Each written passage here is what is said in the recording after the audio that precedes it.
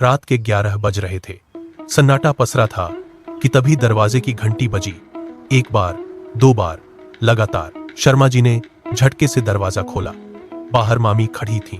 उनके एक हाथ में भारी सूटकेस था और दूसरे हाथ में 4 झोले लटके हुए थे। शर्मा जी के देखते ही देखते मामी ने बिना किसी निमंत्रण के अंदर कदम रखा। उन्होंने सूटकेस फर्श पर पटक दिया और झोलों को सोफे पर डाल दिया। शर्मा जी की सास और बहू कमरे में आई। उनकी आंखें फटी की फटी रह गईं। मामी ने कमरे का जायजा लिया और घोषणा की, सरप्राइज, मैं यहाँ 3 महीने के लिए रहने आई हूँ। 3 महीने का नाम सुनते ही घर की हवा जैसे ठहर गई। शर्मा जी के हाथ से पानी का गिलास छूटकर मेज पर गिर गया। सास ने अपनी बहू की ओर देखा, बहू ने शर्मा जी की ओर। किसी के पास कोई जवाब नहीं था। घड़ी की टिक टिक सुनाई देने लगी। मामी ने अलमारी की तरफ इशारा किया, जैसे वह अभी अपना सामान जमाना शुरू करने वाली हो। घर की शांति का अंत हो चुका था और यह 3 महीने की लंबी मुसीबत की शुरुआत थी। अगली सुबह 4 बजे रसोई से खटखट की आवाजें आने लगीं। सास ने नींद में आंखें मलीं और रसोई की ओर बढ़ी। अंदर का नजारा देखकर उनके कदम ठिठक गए। मामी ने मसालों के सारे डिब्बे बाहर निकाल दिए थे। उन्होंने दाल के जार को चावल की जगह और नमक के डिब्बे को सबसे ऊपरी रैक पर रख दिया था। सास ने हाथ बढ़ाकर अपना पुराना डिब्बा उठाना चाहा, लेकिन मामी ने झपटकर उसे वापस अपनी नई जगह पर रख दिया। मामी ने तपाक से कहा, तुमने 20 साल से सब गलत जगह रखा है, मैंने सब व्यवस्थित कर दिया है। सास का चेहरा लाल हो गया। उन्होंने अपनी बहू की तरफ देखा, जो दरवाजे पर खड़ी यह सब देख रही थी। बहू बाथरूम की तरफ मुड़ी तो वहां भी मामी का कब्जा था। वहां भी साबुन और तौलियों की जगह बदल दी गई थी। बहू ने हाथ में पकड़ा अपना टूथब्रश कस लिया। रसोई से लेकर बाथरूम तक घर का हर कोना अब मामी के नियंत्रण में था। सास और बहू एक दूसरे के पास खड़ी रहीं, लेकिन दोनों के पास कहने के लिए कुछ नहीं था। दोपहर की चिलचिलाती धूप खिड़कियों से अंदर आ रही थी, लेकिन घर के अंदर का माहौल और भी गर्म था। मामी ने शर्मा जी को दबोच लिया। उन्होंने अपना फोन उनके हाथ में थमाया और कहा, बेटा, वाई-फाई पासवर्ड क्या है? मुझे इंस्टाग्राम पर रील बनानी है। शर्मा जी ने फोन पकड़ा तो मामी ने उन्हें निर्देश देना शुरू किया, थोड़ा और बाएं झुको, कैमरा सीधा रखो, लाइट सही नहीं आ रही। शर्मा जी अगले 2 घंटे तक एक ही जगह पर पत्थर की तरह खड़े रहे। उनके हाथ कांपने लगे थे, लेकिन मामी घर के हर कोने में अलग अलग पोज दे रही थी, कभी सोफे पर, कभी पर्दे के पीछे, तो कभी डाइनिंग टेबल पर। मामी चिल्लाती, मेरी सहेली कमला के 500 फॉलोअर्स हैं, मुझे 1000 चाहिए, जल्दी करो। घर का अनुशासन पूरी तरह बिखर चुका था। सोफे पर बिखरे कुशन, फर्श पर पड़ा सामान और शर्मा जी का थका हुआ चेहरा, सब कुछ एक अस्त व्यस्त तस्वीर पेश कर रहा था। सास और बहू एक कोने में खड़ी होकर यह तमाशा देख रही थीं। उनकी आंखों में गुस्सा और झुंझलाहट साफ झलक रही थी। उन्होंने एक दूसरे का हाथ पकड़ा और धीरे से दूसरे कमरे की ओर खिसक गई। घर अब एक घर नहीं, बल्कि एक रील बनाने का स्टूडियो बन चुका था। रात के सन्नाटे में रसोई की लाइट धीमी जल रही थी। सास और बहू ने सावधानी से दरवाजा बंद किया। दोनों के चेहरे पर दिन भर की थकान और खींच साफ थी। सास ने धीरे से मेज पर हाथ रखा और बहू की ओर झुककर फुसफुसाते हुए कहा, हमें कुछ करना होगा, ऐसे तो घर का एक भी कोना नहीं बचेगा। बहू ने सिर हिलाया और अपनी आवाज को और धीमा कर लिया। दोनों ने मिलकर एक गुप्त योजना बनाई। सास ने सुझाव दिया कि वे मामी को बागवानी के काम में उलझा देंगी, जहां वे घंटों तक पौधों की छंटाई और खाद डालने में व्यस्त रह सकेंगी। बहू ने तुरंत अपनी जिम्मेदारी तय की। उसने कहा, मैं उन्हें टीवी सीरियल के लंबे एपिसोड्स दिखाऊंगी ताकि वे सोफे से हिल न सकें। दोनों ने एक दूसरे के हाथ पर हाथ रखा। यह पहली बार था जब घर के 2 सबसे बड़े मोर्चों ने एक साथ मिलकर शांति की बहाली का फैसला किया था।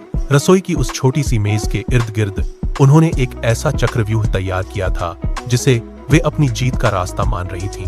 अगली सुबह सास और बहू ने अपने मिशन की शुरुआत की। सास ने मामी को बगीचे की ओर धकेला और हाथ में कैंची थमा दी। उन्होंने सोचा था कि मामी पौधों की छंटाई में खो जाएंगी, लेकिन मामी ने कैंची नीचे फेंकी और अपने फोन का कैमरा खोल लिया। उन्होंने गमलों को एक कतार में सजाया, फूलों की क्यारियों को बैकग्राउंड बनाया और बगीचे को अपना फोटोशूट स्टूडियो घोषित कर दिया। सास की मेहनत धरी की धरी रह गई। बहू ने उन्हें टीवी के सामने बिठाने की कोशिश की तो मामी ने रिमोट छीन लिया। उन्होंने बहू का हाथ पकड़ा और उसे कैमरे के सामने खींच लाई। मामी चिल्लाई, आज हम साथ में डांस करेंगे। बहू ने मना करने के लिए सिर हिलाया, लेकिन मामी ने उसे जबरन गोल गोल घुमाना शुरू कर दिया। बहू का चेहरा तमतमा गया। सास एक कोने में खड़ी होकर अपना सिर पकड़कर बैठ गई। उनका हर दांव उल्टा पड़ रहा था। बगीचे में रील की शूटिंग चल रही थी और घर का तनाव अब अपनी चरम सीमा पर था। सास और बहू एक दूसरे को बेबस नजरों से देख रही थी। रात के अंधेरे में घर की सारी लाइटें बंद हो चुकी थीं। बहू पानी पीने के लिए रसोई की तरफ बढ़ी, तभी उसे लिविंग रूम के कोने से दबी हुई सिसकियां सुनाई दी। वह ठिठक गई।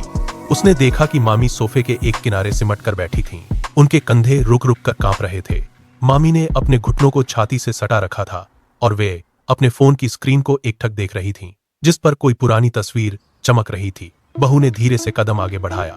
फर्श पर पड़ी मामी की परछाई दीवार पर लंबी और अकेली दिख रही थी। मामी ने बहू की आहट सुनी तो वे चौंक गईं और तुरंत अपने आंसू पोंछने लगी। उन्होंने अपनी आवाज को स्थिर करने की कोशिश की, लेकिन गला भर आया था। मामी ने कांपती आवाज में कहा, मैं अपने घर में बिल्कुल अकेली रहती हूँ। वहां सन्नाटा इतना गहरा है कि अपनी ही सांसें शोर करती हैं। उन्होंने एक गहरी सांस ली और बहू की आंखों में देखते हुए आगे कहा, यहाँ आकर मुझे लगा कि मैं तुम सबके बीच अपनी जगह बना लूंगी, लेकिन शायद मैं सिर्फ तुम लोगों की शांति छीन रही हूँ। मुझे डर है कि अगर मैं यहाँ से गई तो फिर से उसी खालीपन में लौट जाऊंगी। बहू के पैर वहीं जम गए। उसने देखा कि वह अब एक डर के आगे कितनी छोटी और कमजोर लग रही थी। बहू ने धीरे से सोफे के किनारे पर जगह बनाई। उसने मामी के ठंडे पड़ चुके हाथ को अपने दोनों हाथों के बीच थाम लिया। मामी की सिसकियां अब धीमी हो गई थीं, लेकिन उनकी नजरें अभी भी फर्श पर टिकी थीं।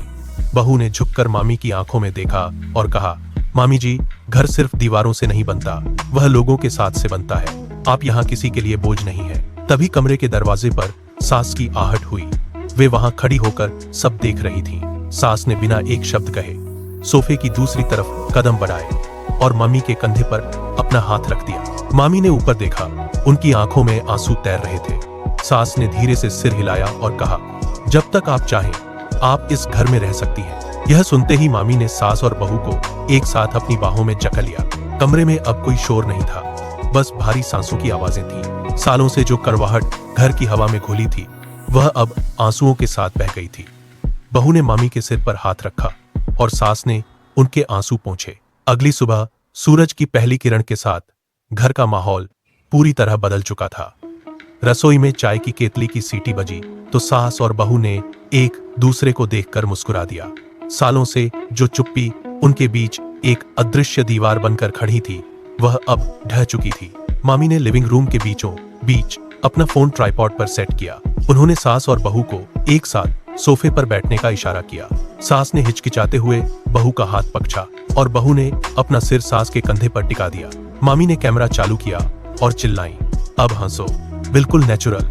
कैमरा फ्लैश की रोशनी में तीनों के चेहरे एक साथ चमक उठे। वे अब रील के लिए पोज नहीं दे रहे थे, बल्कि एक दूसरे के साथ हंस रहे थे। मामी ने निर्देश दिया, बहू, सास जी को गले लगाओ। बहू ने सास को कसकर थाम लिया। कमरे में हंसी की गूंज भर गई। शर्मा जी भी वहां आ गए और उन्होंने भी इस हंसी मजाक में हिस्सा लिया। वे सब मिलकर रील के स्टेप्स रिहर्सल करने लगे। सास ने पहली बार कैमरे के सामने हाथ हिलाकर अभिवादन किया। अगले दिन मामी ने फोन उठाया और स्क्रीन की ओर इशारा किया। इंस्टाग्राम पर फॉलोअर्स की संख्या 2000 का आंक जा पार कर गई थी। मामी ने उछलकर सास और बहू को गले लगा लिया। कमला मामी के 500 फॉलोअर्स का रिकॉर्ड अब पीछे छूट चुका था। शर्मा जी ने सोफे पर बैठकर फोन की स्क्रीन को गौर से देखा। उन्होंने रील प्ले की, जिसमें सास और बहू एक साथ डांस कर रही थीं। वीडियो देखते ही पूरा परिवार खिलखिलाकर हंस पड़ा। घर की दीवारों के बीच अब कोई तनाव नहीं बचा था। शर्मा जी ने मामी की ओर देखा और सिर हिलाया। उन्होंने महसूस किया कि जो इंसान घर की शांति भंग करने आया था, उसी ने बिखरे हुए रिश्तों को जोड़ दिया। रसोई से चाय की खुशबू आ रही थी और लिविंग रूम में हंसी की आवाजें गूंज रही थीं।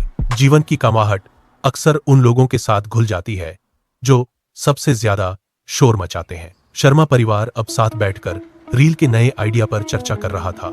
कभी कभी सबसे ज्यादा परेशान करने वाले लोग ही सबसे ज्यादा प्यार देते हैं। घर अब फिर से एक खुशहाल परिवार बन चुका था।